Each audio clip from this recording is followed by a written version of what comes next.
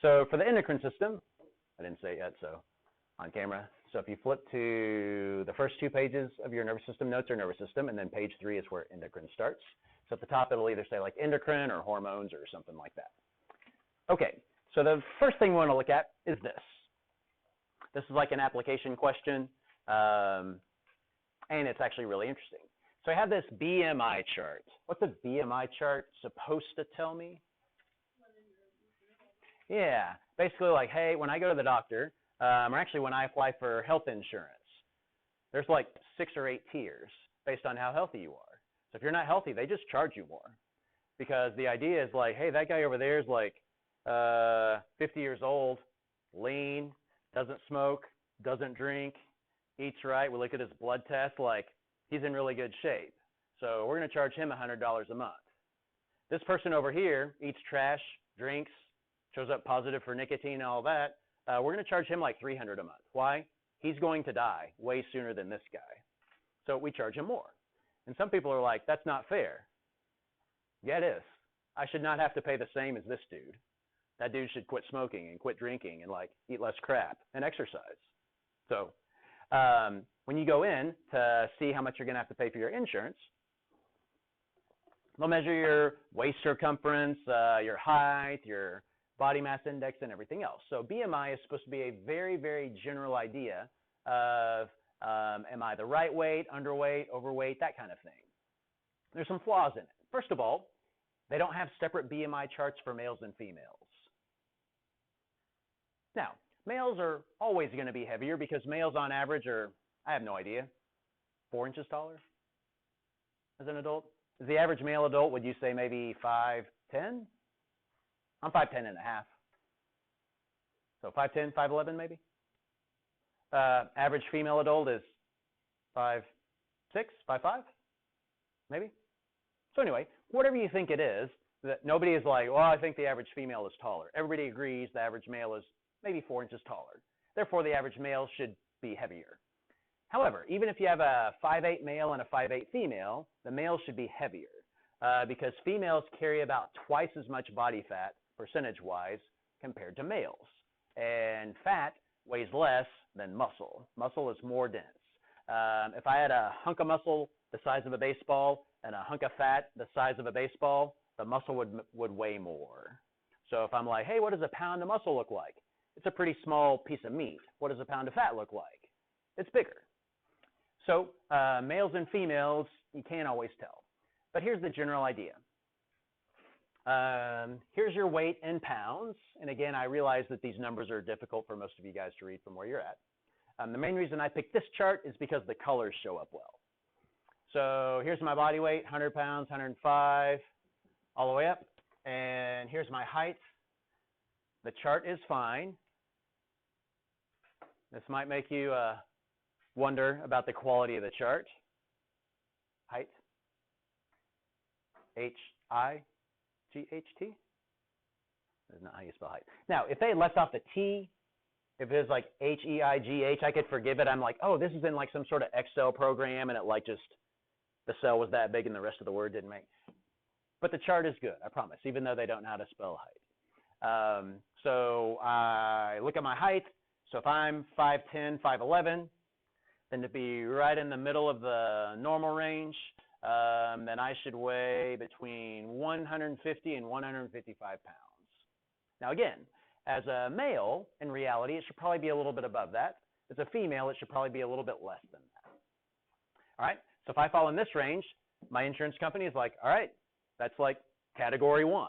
If I fall into this range, they're like, all right, you just drop down to category 2. You're going to pay extra each month. Or if I'm obese or extremely obese, then now it's like pow, pow. You're paying like a little bit more, a little bit more, a little bit more. We're going to have you pee in a cup or take a blood test and see, oh, you've got methamphetamine in your system. You're not insurable. You're like, I would like insurance. No. They aren't required to give you insurance.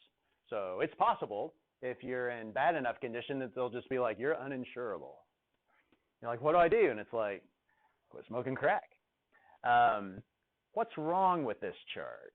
Like, how could this chart kind of get it wrong? Assuming the percentages are about right. assuming that like, hey, if I'm this height, this is like the healthy weight, and hey, if I'm that height, that is underweight or overweight or obese or extremely obese. Could be age. As I get older, I do carry more body fat. I think starting at age 40, I'm supposed to lose like 1% muscle mass a year. And so you have to work even harder in the gym just to like maintain what muscle mass you have. What else? Uh-huh. Do you have a lot of muscle? Like, yeah, if you have a lot of muscle. For example, Darius Ingram, our assistant principal, he shows up as obese on this. But he's just like swole. So he is 6'2", and I think he said 240. So that's about here. So he's on the edge of obese. But from a health standpoint, he's not. He's healthy. He has a bunch of extra muscle. So the chart doesn't work for everybody. So if I'm an intelligent insurance agent, I'll be like, hey, we're going to look at BMI. But then if you have somebody like him, we'll look at body fat composition. You'll be like, all right, he's 15% body fat, so cool. He's still in category 1 because he's actually really fit. All right, so I could have that. Now, the reason that this chart is pretty good is most Americans that are classified as obese, is it because they look like Ingram? Is it because they went like this and like their shirt ripped or something like that? No, and again, he barely classifies as obese. And that's a big dude. He used to play football for TCU. So with most Americans, we're in this category. It's not like, well, I'm just so fit. You know, for most of us, it's like, yeah, I sit on the couch a lot.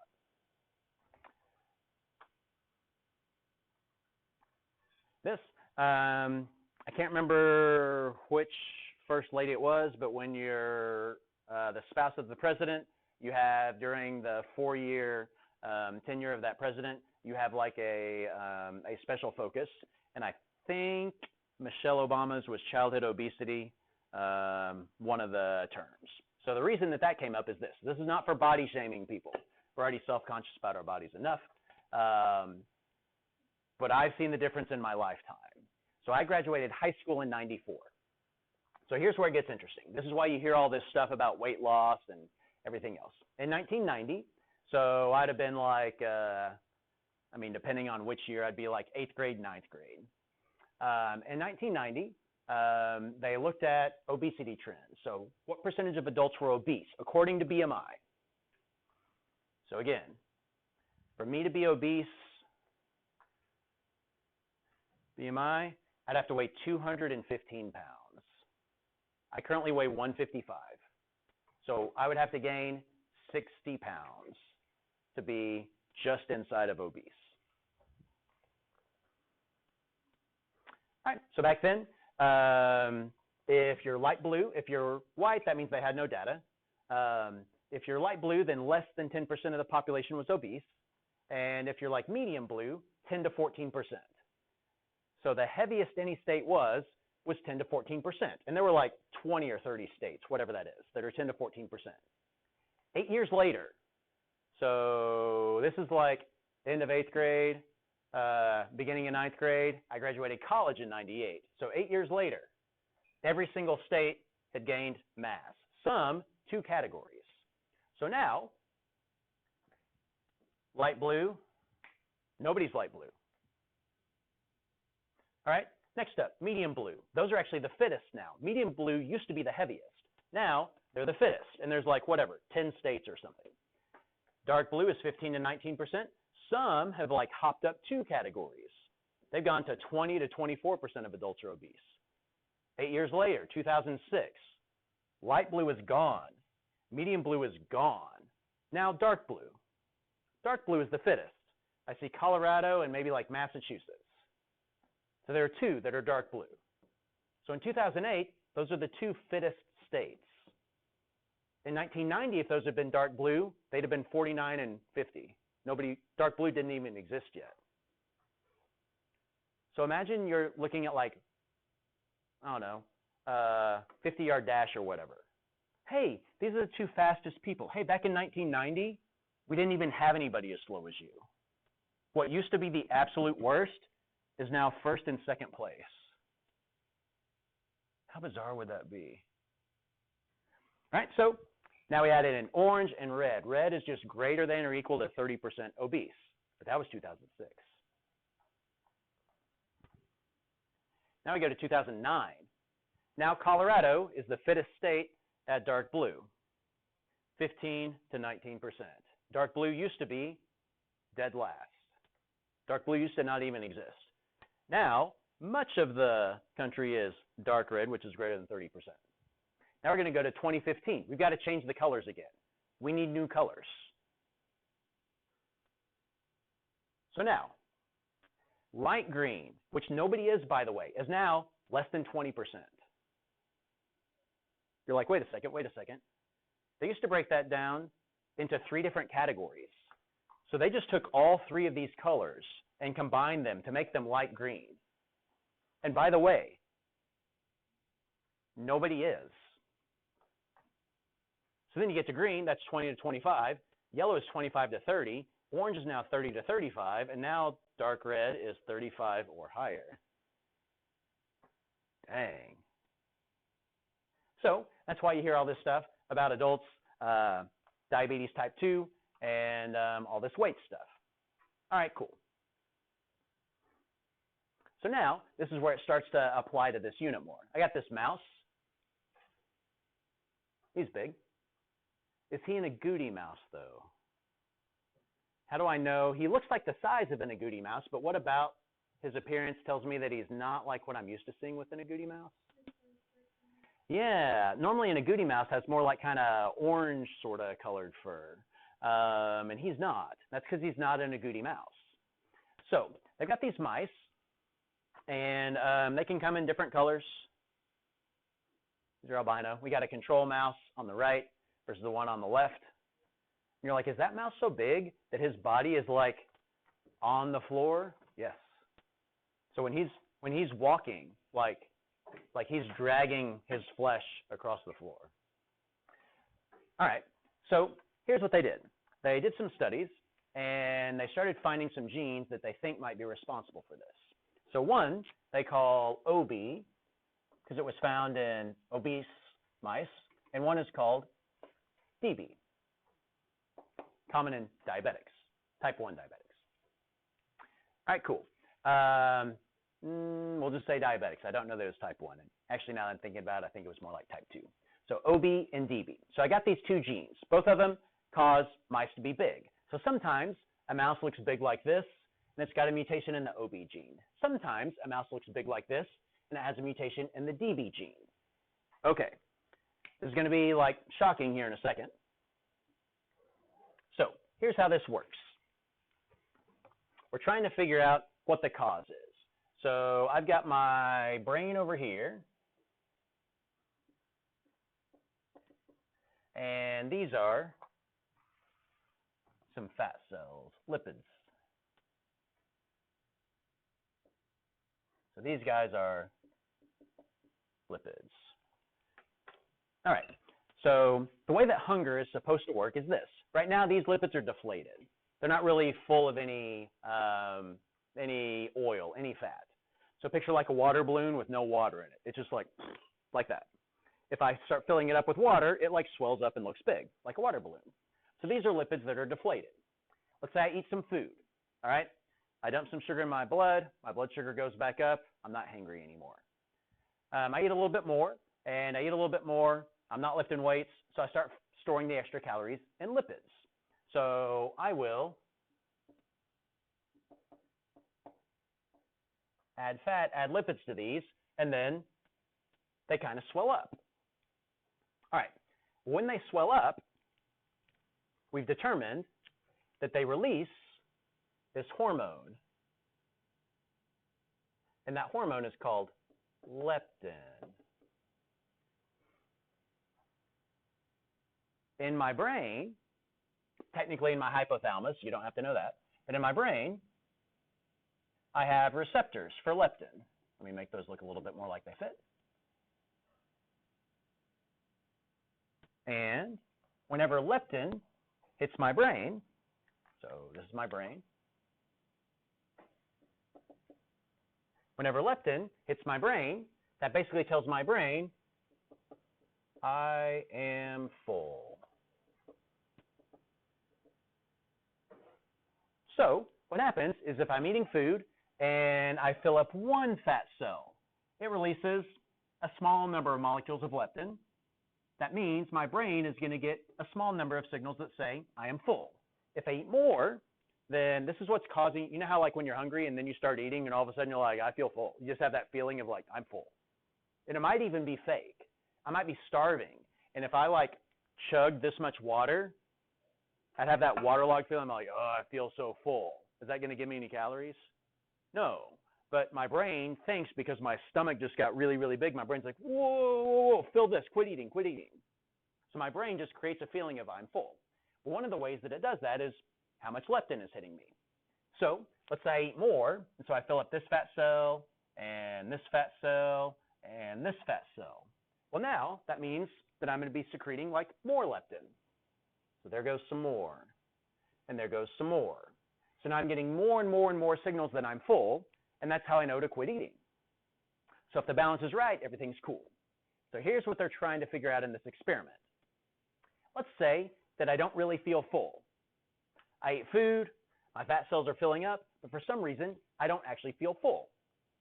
There's two possibilities, two major possibilities. One is my body doesn't make leptin. So I'm not sending the signal that says my fat cells are filling up. So I'm not making the hormone.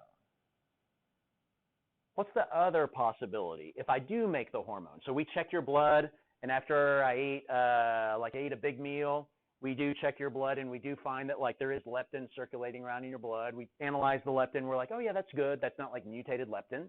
So if I do have good leptin, what's the other major possibility that could be the problem if I don't feel full? Yeah, maybe something's blocking the receptor, or maybe the receptor's broken. Maybe the receptor's mutated. That's just as logical, by the way. So we basically narrow it down to most hormone problems are either you don't make the hormone properly or you don't make the receptor properly. Over here, these mice could be heavy because of one of two genetic mutations. So what they wanted to figure out was which was which. One of these is a mutation in leptin. One is a mutation in leptin receptor. So, which is which? All right, so they set up an experiment. And this is where I told you this would be a little bit shocking. So what they do is they create what are called parabiotic mice. Para means next to or across from. So with parabiotic mice, what they'll do is they will sew them together. You basically create conjoined twins. They're not twins, but you know what a conjoined twin is. We're always like trying to separate them so they can live independent lives. Here, you're going to make them conjoined twins. So you cut open my side. This guy over here, you cut open his side. We start stitching together their bloodstream so that we're sharing a common bloodstream. You stitch our skin together, and we're now conjoined. So they do that. I'll show you real pictures of it. Actually, real quick, just so you realize like how big these mice are compared to a control mouse.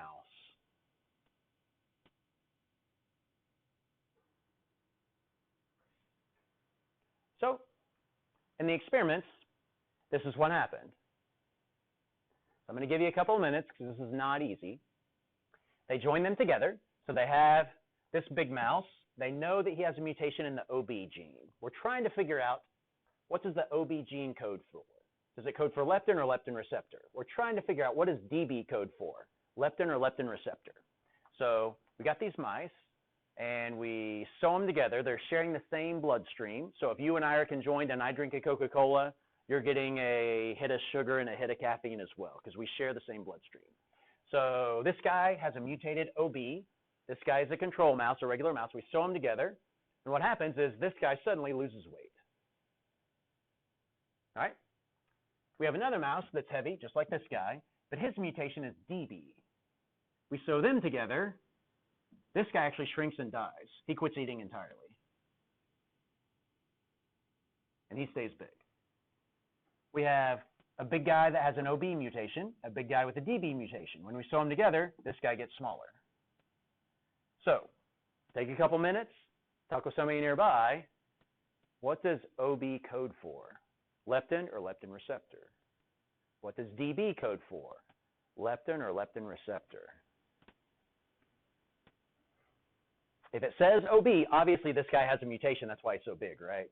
So this means that OB is mutated. This means DB is mutated. That means OB is mutated. That means DB is mutated. So based on these results, what does OB code for? Leptin or leptin receptor? What does DB code for? Leptin or leptin receptor?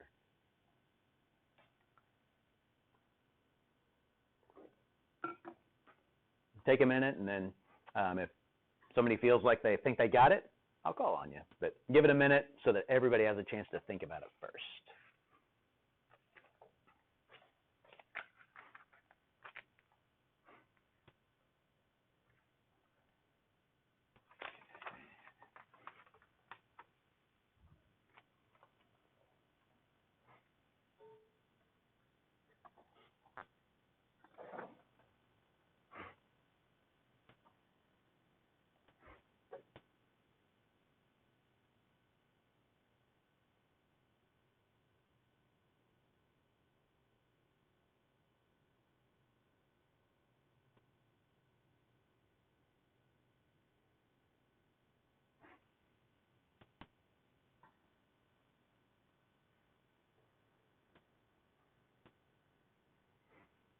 All right, does anybody think they've got it? And even if you're like, well, I'm not 100% certain, but like I've got enough to where I'll take a shot at it.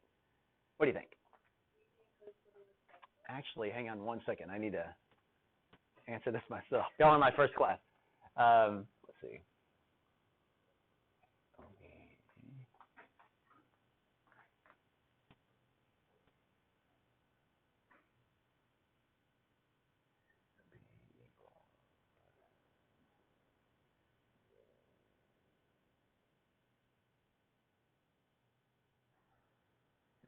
Okay, what did you say? Yes, DB does code for the receptor. Good. Receptor. Leptin receptor. So this one codes for the chemical leptin, OB does, and DB codes for the receptor. How does this first pair help to kind of support that idea? Yeah. Because the OB mice have the proper leptin to the receptor. Mm-hmm. The normal mice does. So they share the normal leptin, so he's able to feel it. Yeah. So I'll repeat that in case you didn't hear it, and obviously for the video. This guy's normal, so he has normal receptors and normal leptin. They share a bloodstream. So do they share receptors? They don't share receptors because the receptors are on their own cells. Like my cells are here, they have receptors, but if I share a bloodstream, we share the same hormones. Like if I get an adrenaline rush, I dump adrenaline in my bloodstream, and so do you. So this guy has normal leptin circulating around. This guy has bad leptin. So his receptors are fine. And we know that because when we share a blood supply with this guy, now his normal leptin hits his normal receptors and he shrinks down. So his receptors are working. This guy, DB, he doesn't have good receptors. So when you hook him up to a normal mouse and now he starts getting more leptin, does it matter if his receptors are broken? No, it doesn't matter. Like if my receptors for insulin are broken, it doesn't matter how much insulin you inject into me, it's not going to work.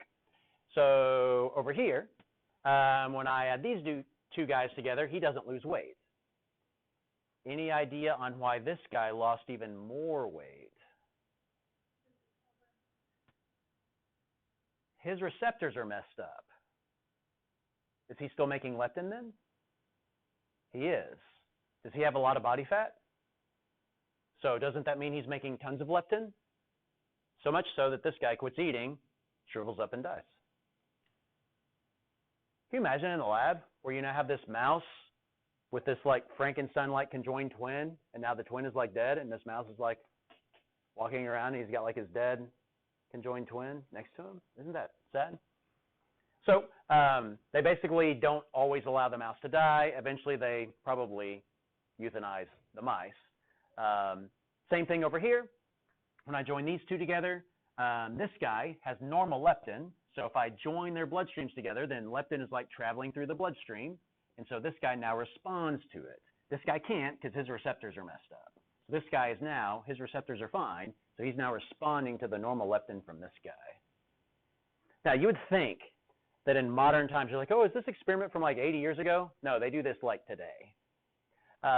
You would think that there'd be like a different way to like figure this out. But they still sometimes do parabiotic mouse experiments today. So let me kind of show you what the mice actually look like.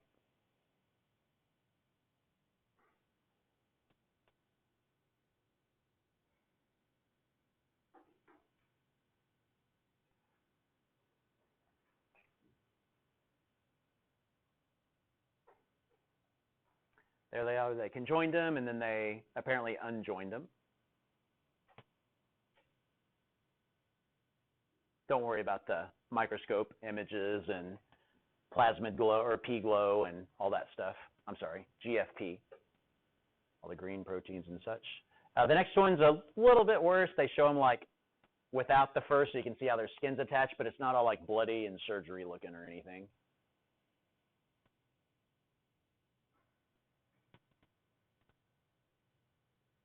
Parabiotic mice. Isn't that crazy? Again, you're like, in modern times, I've got freaking robots doing front flips and doing the dishes for me. Is there not a different way to like figure this out? Oftentimes there is, but for whatever reasons that I don't understand, sometimes this is how we figure it out. It's not always. All right, so back when they figured this out, all these articles came out just like they always do with news, where it's like, new study, now maybe there's a quick fix. Maybe the reason that I have trouble losing weight is because I have messed up leptin. If I have messed up leptin, easy. I could get leptin injections. Just like if I'm a type 1 diabetic. I'm not saying it's an easy life, but the solution is easy. Your body doesn't make insulin. Okay, so what's the solution? Give me insulin. If your receptors are messed up, we might not be able to do much for you. And so humans do have leptin. Humans do have leptin receptor, all that stuff, but it turns out it's more complicated than that. And that's because humans eat for reasons other than just like survival. So most animals eat for survival. Now they might overeat because out in nature, hi, thank you. Because out in nature, you never know when you're going to get your next meal. But as humans, like we have a bad day and then we go home and like eat a bunch of ice cream or something. We like emotionally eat. Or we eat socially and all this other stuff. So we have many reasons for why we eat. It might have nothing to do with hunger. Sometimes you're full and you're like, I'm full, but like key lime pie. Key lime pie always sounds good, especially if it's summer. Always good. So about the only time I wouldn't have any key lime pie is if I just finished off some key lime pie.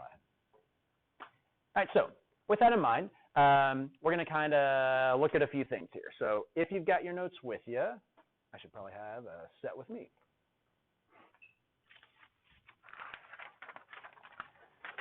Up at the very top, it says the main job of endocrine system is homeostasis via hormones. And then we compare endocrine and exocrine systems. So endocrine is probably a word that you've heard of. Exocrine, maybe not as much. So endocrine versus exocrine. There is a lab, I don't know if they still exist, but there is a leptin research lab in Dallas at UT Southwestern. They're like one of the labs that does this research, and like they have parabiotic mice. Like all the stuff that I've shown you, like that happens in Dallas at UT Southwestern Medical Center. So anyway, endocrine versus exocrine. So when you first see it, you're like, all right, endo, inside, exo, exit. The words don't really help you that much here. So the exocrine system is whenever you secrete something that would be more like an oil, anytime you do excretory, like you're excreting something, it's mainly to like cover something. So for example, an example of an exocrine gland would be, here's my skin. I've got a little pore, And then down here is like a salivary or a oil gland. Oil gland. I'll switch cameras if you're watching the video. Go to that camera now. I've got an oil gland. And so it'll secrete oil, and that covers the surface of your skin. If your skin has some oil on it, it's less likely to crack. And if your skin is less likely to crack, you're less likely to get infections. Therefore, oil is good for our skin. In the winter, when everything's really dry, you might even go out of your way to like moisturize your skin so it doesn't crack. You might do it just because it feels weird. But out in like real nature, the reason I don't want my skin to crack is that's how I get infections. So we excrete oil onto the surface. That's exocrine. Endocrine is different. Endocrine, I've got a gland, so that part's the same. But what happens is my bloodstream kind of like travels through the gland, and those blood vessels pick up whatever hormone that gland is secreting. And so now, let's say that it's secreting these blue hormones right here. Now those blue hormones are in my bloodstream. So the difference is endocrine will say dumps chemicals known as hormones into blood. So they go everywhere. So when I get an adrenaline rush, adrenaline goes everywhere in my body. It bumps into every cell in my body. Exocrine is different. Exocrine is, I've got some salivary glands underneath my tongue. Do you guys know what gleeking is? You've done it on accident probably when you were like eating a Jolly Rancher. But you can like open your mouth, like flex your tongue a certain way, and underneath your tongue, there are like these two little holes where salivary glands exit. And if you like flex your tongue a certain way, you can like smash the salivary glands and like this perfect stream of like spit. It doesn't have any foam in it. It's not like when I'm just like, and I spit, that has a bunch of air in it. It's all foamy. This is like pure saliva, like pure liquid. When you eat something sour, you can feel those salivary glands like go, and you get that kind of like feeling right here. And they start like making your mouth water. Well, whenever you're eating, say, a really sour, like a lemon Jolly Rancher, those are so good, or a Sour Patch Kid, and you're talking or something, all of a sudden like this, like you somehow like spray out this spit that you just gleeked. So now do you know what gleeking is or not? Maybe not. All right. So when I was little, we didn't have the internet, and so this would be like something you tried to achieve. In like 3rd grade, you tried to learn how to gleek. I never could. So learned how to do this. This is 4th grade. So learned how to raise my eyebrow. What'd you guys do before the internet? I don't know. Play with a rock, stick. Like you literally go out, what are you doing? I'm digging a hole. We dug holes. So that is exocrine. It's mainly like, here's a gland, and it's still just going to act locally. Like I'm going to take saliva and cover my tongue with it. I'm going to take oil and cover my forehead with it. As opposed to, I've got an adrenal gland that sits on the top of my kidneys. When I get an adrenaline rush, it goes into my bloodstream, and it goes everywhere in my body. All right. So does every single cell respond to adrenaline? Like I know my heart rate changes. I know my breathing changes when I get an adrenaline rush. But do like my bones, do you think that the bones in my spine like do anything when I get an adrenaline rush? Do they grow more? At some point, there's some place in my body where you're like, I don't think that those cells respond to it. So how is it if I take a hormone and I dump it into my bloodstream, all of my cells are exposed to it, how is it that only some cells respond to it? Yeah. Yeah, not all cells have the same receptors. So let's say I dump leptin into my bloodstream. Well, my kidneys don't have those receptors, so they don't respond to leptin. My brain does have those receptors. So you might remember Unit 2, we had like the cell up here, had the nucleus, we make RNA, send it out, ribosomes read it, make a protein, we hand it off to kinesin, remember kinesin, walking along. Here's it to ER, and then in Golgi, remember how we put a chemical tag on there? And it had like two cells over here on this sideboard. And it was like, one had this receptor, and the other one had that receptor, and I had a chemical tag, and it looked like a witch's hat that I got from the Golgi apparatus.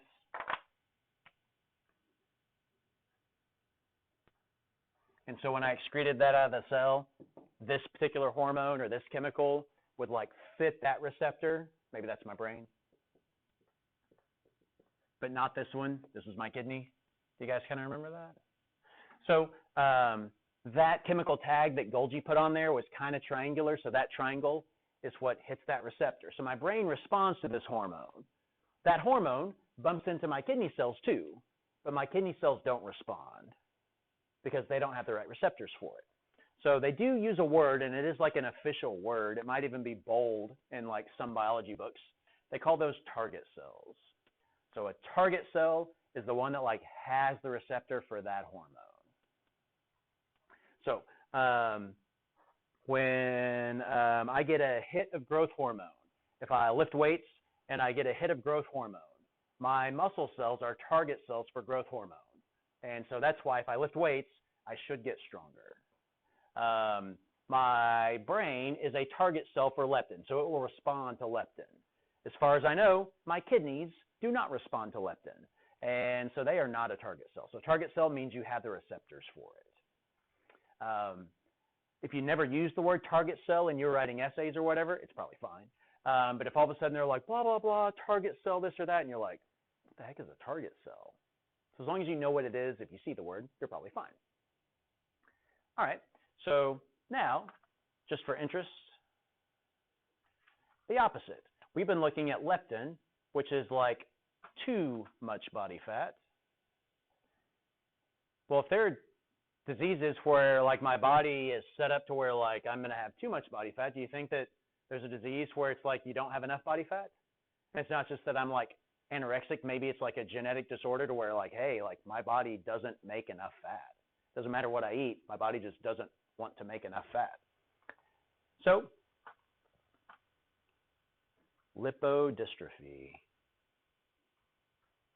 All right, obviously if I'm asking you this, it's going to be counterintuitive. But guess based off of appearance. How old do you think she looks? I'll show you a few pictures. And again, obviously it's not going to be, the real answer is going to be different. Otherwise I wouldn't be making it, I wouldn't come up and like bring up one of you guys and be like, how old does this person look? And you're like 17, 18, and it's like, good job. And you're like, that was a waste of time. So obviously the answer is going to be surprising. But ignore that and tell me like how old does this person appear? This one's kind of going to be a little bit biased because she seems like she's kind of pulling her head back a little bit. But how old would she appear? Again, Hecelius next door is 31. I'm 48. Miss Little is 24. Turner across the hall, if you know her, she is 54. So Turner's 54, I'm 48, 30, 31, and then like 24. And then of course you probably have a pretty good idea on like 45, 50 anyway, because your parents are probably somewhere around my age. How old do you think she is? I'm going to give you like decades. So obviously she's not like 0 to 10. So 0 to 10. All right. How about teens, like 10 to 20? Okay, how about 20s? And again, not how old do you guess she really is, but like how old does she look? Again, I'm 48. 30s? 40s? 50s? All right, quite a few hands up at 50s. Anybody 60s? Just a couple at 60s, probably nobody at 70. So 50s. She's getting ready to go into high school. She's an 8th grader. She's 14. So her body doesn't store fat properly. And so one of the ways that we can tell you, if we look at a picture of just your face when you're like 12 or 13 versus in the future when you're like 20 versus when you're like 30, one of the things that changes as you age is you lose fat in your face. I go back and look at my old pictures or whatever. When I looked younger, it's because my face looked fatter. if you ever see somebody and they drop a lot of weight, a lot of times they look older. Like if there's somebody my age and all of a sudden it's like, hey, I lost 50 pounds, and it's like, good for you, but dang, like you look old now. Your face used to look like you look 10 years older in the face. Your body looks younger, but like your face looks like a bit older. So I got a quick little video clip of kind of like a news thing with this girl. I think I got the volume set like I want. Sarah Hartshorn has in many ways been robbed of her childhood. Her mum had to take her out of school because the bullying got so bad. And she knows when she walks down the street, people will stare at her, and many will shout abuse. That might have been a little bit extreme. I don't know that when they're walking down the street, they're like, hey, old lady. Like they wouldn't know. Like, I don't know that in general, if you look 50, if people are just like 50 or something like that. She's like, but I'm not. So that might have been slightly. But people that know how old she is, like obviously, she probably has a very, very rough life. Zara is 13 years old. Oh, sorry, 13. She was younger. A rare genetic condition. She has the face of a grown woman, gaunt and wrinkled.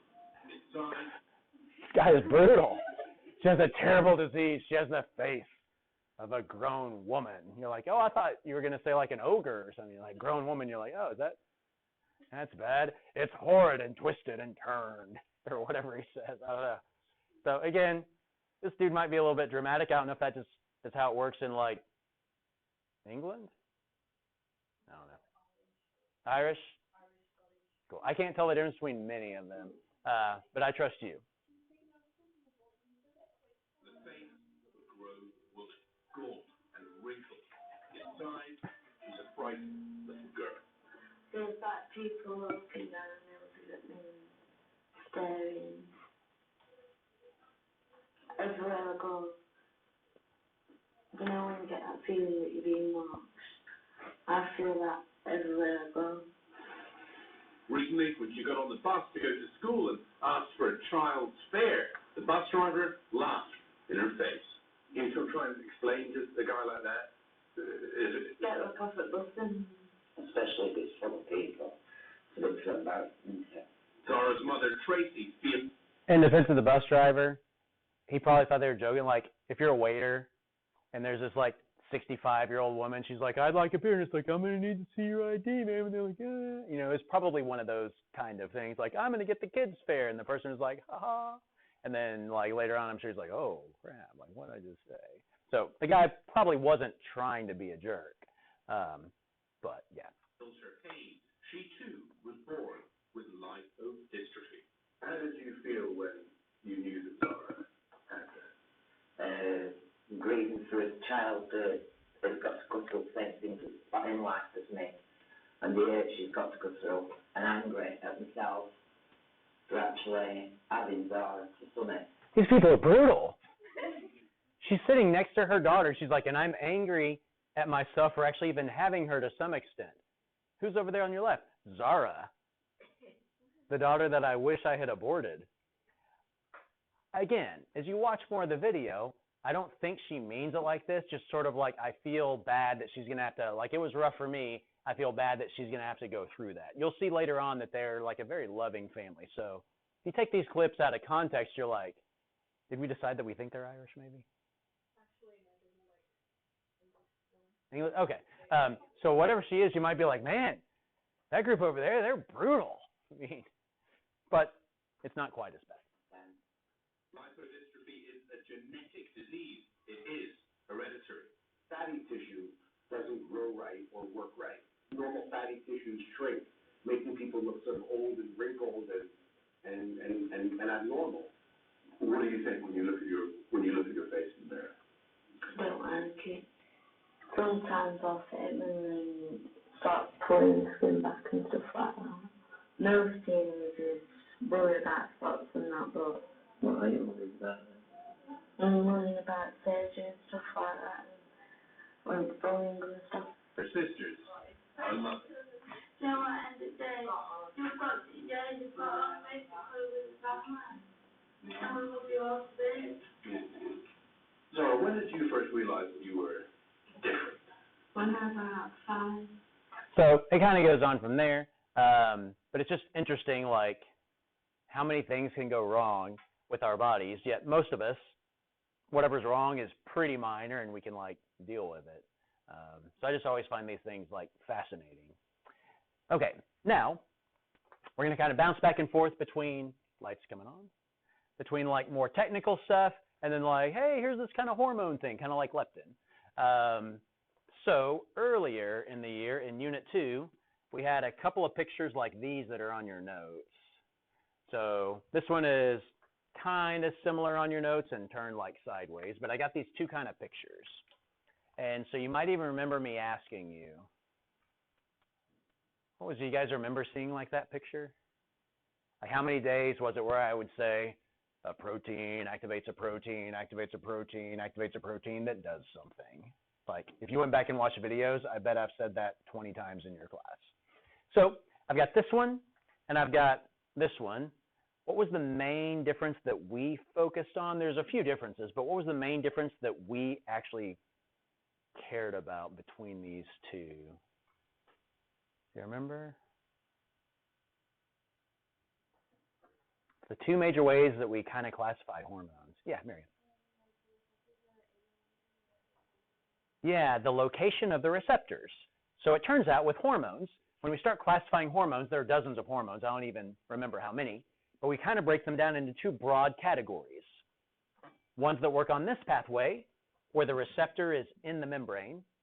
They technically call it like a membrane-bound receptor.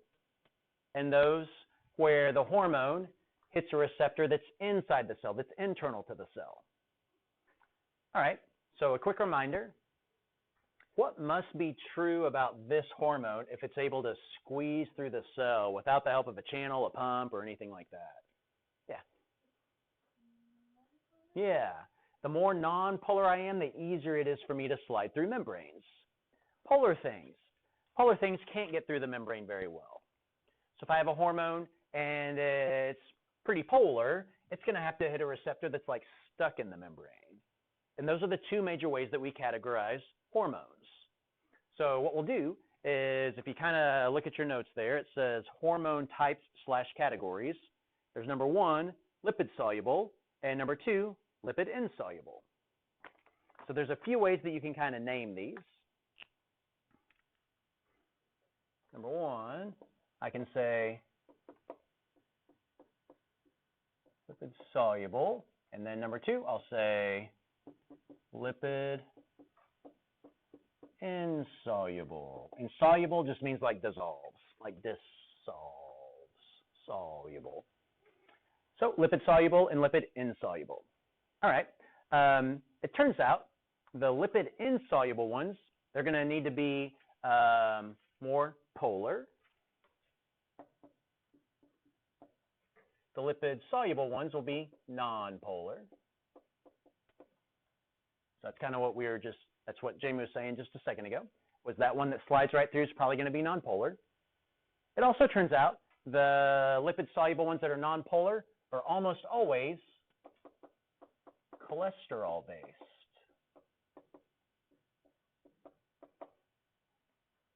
That's what you do to a turkey. Hang on. Cholesterol based. Cholesterol. So we call these kinds of hormones steroid hormones because they are cholesterol based. And cholesterol is nonpolar and lipid soluble. Cholesterol doesn't dissolve in water very well. That's why if I have cholesterol in my arteries, it doesn't dissolve in my watery blood. It'll just stick to the walls of my arteries, and that's why cholesterol can cause heart problems. That's why Grandpa has to take Lipitor or some other like statin drug to like lower his blood cholesterol. By the way, Lipitor and drugs like that are good at lowering cholesterol and pulling fat out of your bloodstream. So you're like, well, why don't we just prescribe Lipitor to everybody? Because of where it stores it. So if I take Lipitor because I have too much fat in my arteries, it will clean out my arteries, but it then stores it in my liver. And so then I get fatty liver. You know who normally gets fatty liver? Alcoholics. So Lipitor is rough on my liver. Why did we prescribe it? Well, if I'm 70 and we're like, all right, what's your liver look like? Your liver looks this old. What about your arteries? They're super clogged. All right, for you, it's worth it. Even though Lipitor is bad for your liver, like, we need to lower your blood cholesterol, so there you go. For me, I don't want to take Lipitor. For you, you don't want to take it. But if my arteries are bad enough, then it's worth it. So lipid-soluble hormones are called steroids. Steroids don't always make you bigger. That just means they're cholesterol-based. Testosterone is a steroid hormone that does make you bigger. So if somebody's like taking roids, that's what we're talking about. What molecule is that? We saw this in Unit 1.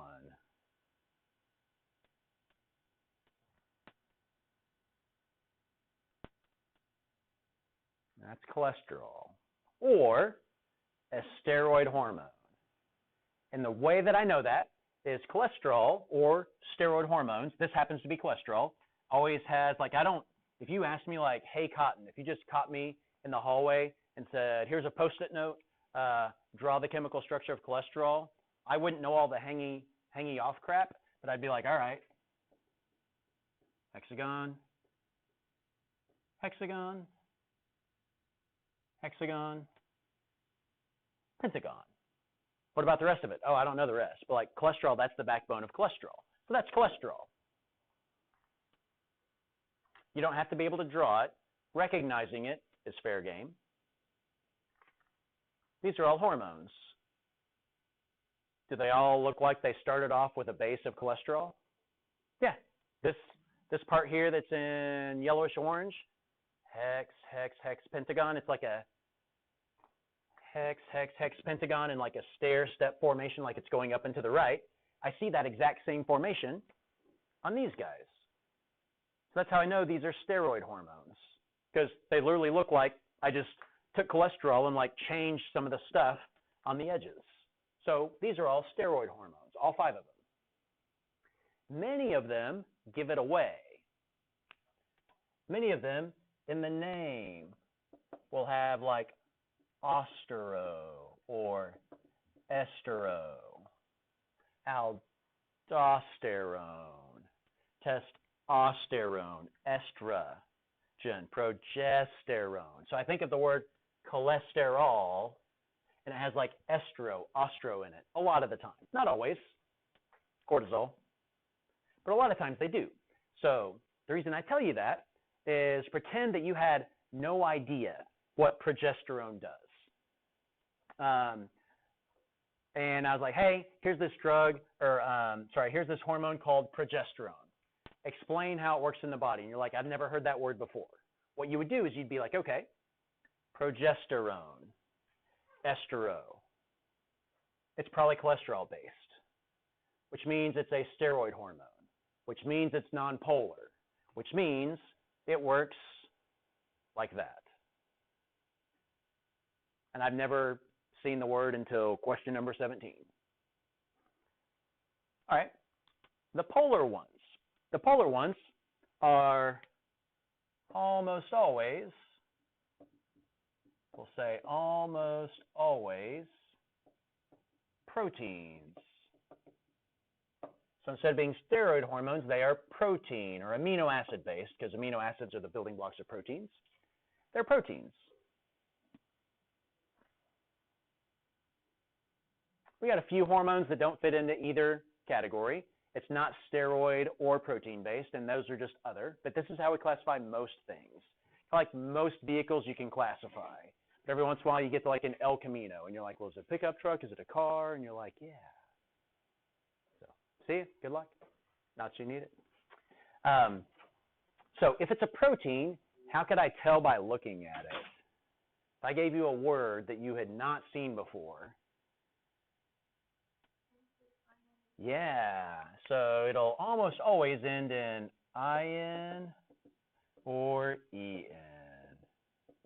If it's a protein that ends in ACE, it's probably an enzyme, so it's probably not a hormone. So IN or EN. So insulin. Hey, how does insulin work? And you're like, well, I've never learned that before. Like I've heard of insulin, but like I've never thought of how does it work. And then you'd be like, oh, insulin. Insulin is an IN. So that means it's probably a protein, which means it's probably polar, which means it's probably lipid insoluble, which means it works on this pathway. Myostatin. Myostatin. I don't think you guys have heard of that. Myostatin is a hormone. It ends in IN. So it's probably a protein. So it's probably polar. So it's probably lipid insoluble. So it probably works on a pathway more like this. The receptor is stuck in the membrane. It's a membrane-bound receptor. All right. So one thing to remember whenever you are looking at these diagrams, take attendance. Cool. One thing to remember when you're looking at these diagrams is they kind of break down the cell signaling, they'll call it usually, into like 3 steps. Step 1 was reception. Remember, reception is when like the chemical fits the receptor. Remember, the AP Bio test is coming up in 2 months. 88% of AP Bio students signed up for the AP Bio test, so basically 9 out of 10. So in any given class, like I had a class of 30, and like 27 out of 30 are taking the test. So this applies to most of you guys, almost 90%. Remember, always give enough detail. Don't just say like a hormone hits a receptor. That makes it sound like any old hormone hits any old receptor. Isn't the secret that they're like the right chemical and physical fit? So make sure if you're describing reception, don't just say reception happens. You're leaving points on the table. Reception happens. By the way, receptor has a specific shape and chemical characteristics that match the ligand, the hormone that like fit in there. You might even draw a little picture. That's how I get points for describing reception. Transduction is a protein activates a protein, activates a protein, and then response is whatever happens. I change my blood sugar. The muscle grows. Whatever the hormone is saying. If it's growth hormone, the final response would be like grow. Always give an example when you can. So if they were talking about growth hormone, then in the end, don't just say the cell responds. Well, if growth hormone, the cell responds by growing or dividing or whatever it says to do. If I'm insulin, to change my blood sugar. What was amplification? Amplification doesn't show up in this picture.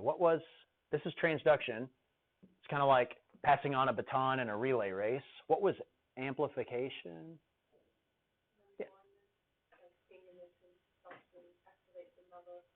Yeah. Yeah, you're exactly right. Instead of one protein activating the next guy, which activates the next guy, really, one activates like many more of these, like maybe 10 of these guys. And each of those activates 10 of these guys. So one signal becomes 10. 10 times 10 becomes 100. 10 more becomes 1,000. And so that's why we do transduction. Why? Hand off a message to a guy who hands it off to a guy who hands it off to a guy. Well, it doesn't work that way. That would be dumb. We hand off a message to 10 guys. They each hand it off to 10. They each hand it off to 10. They each hand it off to 10. So by the end, you've got like 10,000 messages, 100,000 messages. So I'm amplifying the message. I'm making the chemical signal louder. One original molecule becomes thousands. And those thousands, now that we've had the genetics unit, those thousands might go along and act as repressors on a promoter. Or those proteins might go and turn a gene on. So you know how we've seen where like repressors can like turn genes on and off and things like that by adding and removing repressors? We actually do this to like activate repressors or to turn off repressors. So this is how we control stuff genetically. If I'm looking at something that's lipid soluble, now I can still describe reception. I just have to say that the hormone can like slide through because it's nonpolar, it's lipid soluble. And now that receptor, when it's doing transduction, that's as it's passing the message to the DNA, and it might turn a gene on or turn a gene off. So it still like has a response. So I still have like reception, and then transduction is me passing the message to the DNA, so to speak, and then I have some sort of response. All right, they like this on the AP test. every year. There are things that when we get closer to the AP test, I'll try to predict what the big topics will be on the free response. Like for the whole test, it's like, I bet they ask about cellular respiration. Sure, 9% of the test is cellular respiration. They tell us that. But predicting what's going to be on the free response, that could be useful. So I sit down, I look at all the old tests from the last 15 years, and I try to look for patterns and figure it out. This one's a gimme. They ask it so often, every single year, it's on my hit list. Like I'll go and I'll write it on the board or write it in a file. I'll be like, hey, you guys get 6 free response questions. 2 are big like you're used to. The other 4 are small, so it's not as crazy as it sounds. But I'll put up a hit list. I'll be like, you're going to get 6 essays. And these are my 8 guesses as to what those 6 essays will be. And I put this one on there every year. Something to where you have to determine this pathway, a lipid-soluble pathway versus like a protein, an insoluble pathway, comparing and contrasting those. I put that on there every year. So I predicted it for last year. I'm predicting it for this year. I'm predicting it for the year after. They ask it that often. They don't really ask it every single year, but they ask it so often that like, hey, I'm going to go ahead and throw it on there. What if they asked it last year? They sometimes ask it 2 or 3 years in a row in different ways. Okay, so now let's look at something a little bit lighter, a little bit less technical. If you flip over to the next page, the last page of notes, literally our last page of notes. I mean, you got the test review at the very, very end, but this is the last page of our last set of notes. This is our last set of notes that I give you guys this year. So the very last page, we just have like different groups of hormones. So I'll kind of tell you, like next class, I'll kind of emphasize like, hey, this might be one you need to know. This one, it's much less likely to show up on a test or something. But look for GH up at the top, growth hormone. Growth hormone is interesting.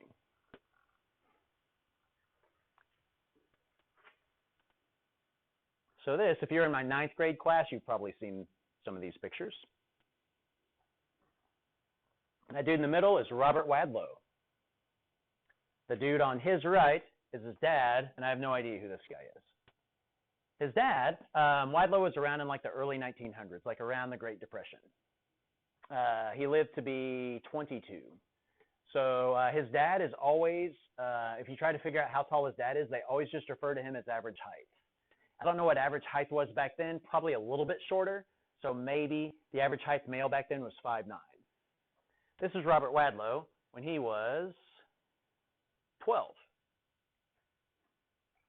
He was 6'11". Heading into high school in a couple of years. 6'11". Let me put that into perspective. Typical doorways, these might be slightly bigger, but like a typical doorway in a home, the standard, like just building code is 7 feet. So if he walked through the door and he had much height to his hair at all, when he walked through a door in your home, like your bedroom door, his hair would be like brushing against the top when he was 12. Robert Wadlow is the tallest man that ever lived. Here he is when he's a little bit older. So that's his dad on his right, your left. And here he is next to his dad, and he's a little bit older. Again, his dad is about my height, possibly an inch or two shorter.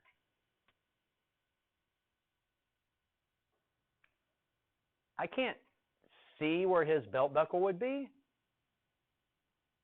but I think it's about at the eye level of his dad. So imagine, there's a dude standing right here, and this is where his waist is on like his jeans, right about here. Class picture.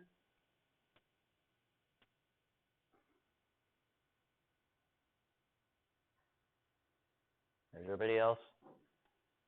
And there's Robert in the back. There he is. This looks creepy at first, but this is like a family picture where it's like, you know, put your hands on your cousin's shoulders. I don't want to put your hand on your cousin's shoulders. That's a chandelier that's bumping into his chest. There he is with the ladies.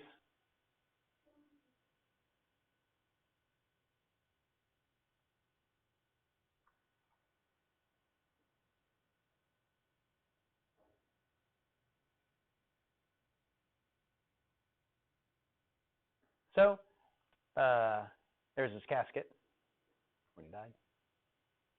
So when he died, the tallest he ever got was 8'11", and that's the tallest that we know of on record that anyone has ever been. 8'11". This is a 9-foot ceiling. So again, if he had like an inch of height to his hair, when he was walking along, his hair would be brushing against the ceiling. If I gave you a minute, somebody'd say like, hey, could he like dunk a basketball without leaving the ground? Think about it. A basketball rim is 10 feet. I don't really play basketball that much. And I've never like been up, like I've never like won the championship to where you know how they always at the end of like the NCAA, they like clip it off. So I don't know exactly how long the net is, but I think the net looks like it's longer than that. It looks like it's longer than a foot. So that means if he walked underneath a basketball goal, his head would be in the net. Like when he walked under, the net would be like this. So can he dunk a basketball without, you know, jumping? I'm pretty sure if he like got up on his tiptoes, he might get close to like hitting the rim with his head. Right? I mean, like I'm only going up a few inches. Maybe he goes up 6 or 7, so he might be like, if he gets up on his tiptoes, he might be able to like, his head might be that far from the rim. So yeah, he can dunk a basketball without leaving the ground. The last picture I want to show you while you're kind of packing up is if you're wanting to know like how tall was he at all these different ages, these are the recorded ages and height for Robert Wadlow and weight. So ages across the top, as you can see. So when he was 9, he was 6'2". When he's 8, he was taller than me. When he was around your guys' age, 16, 18, he was already around 8 feet. 20, 21, 22. He always looked skinny. So in all those pictures, did you ever think that that guy looked obese? No, he always looked like that. In fact, would you say that he was maybe slightly underweight? Like his clothes looked like they were just kind of hanging off of him. He was pushing 500 pounds. And like the pictures where he's tallest, he's like 500 pounds. That's how freaking tall he is. You know what I mean? Like it's kind of like some of those NBA players that are like 6'11", and you find out that they weigh like 380, and you're like, that dude looks like skinnier than like a little 8th grade kid that hasn't gone through puberty yet or something, or like, and you're like, yeah, but he's just that tall. That dude was pushing 500 pounds. Obviously, the last few months of life, as you're dying, you usually get like smaller, so that's why he lost weight. His eventual cause of death was he was always growing. He didn't grow to death directly. His eventual cause of death was he had like leg braces because he's growing too much. Like at some point, human engineering, like our bodies aren't engineered to be 9 feet tall, so he had leg braces. And one of the leg braces like rubbed up against his skin, and he got an infection. And because his circulation was poor, because again, your heart is not meant to pump blood through a 9-foot tall body, he didn't really feel it, so he got an infection from his leg brace and died. So it'd be like having an abrasion because your shoes didn't quite fit, and you like got a blister, and then that eventually led to your death. That's what killed him. But as you can see, he never really quit growing. 8'11". It's crazy. See you guys later.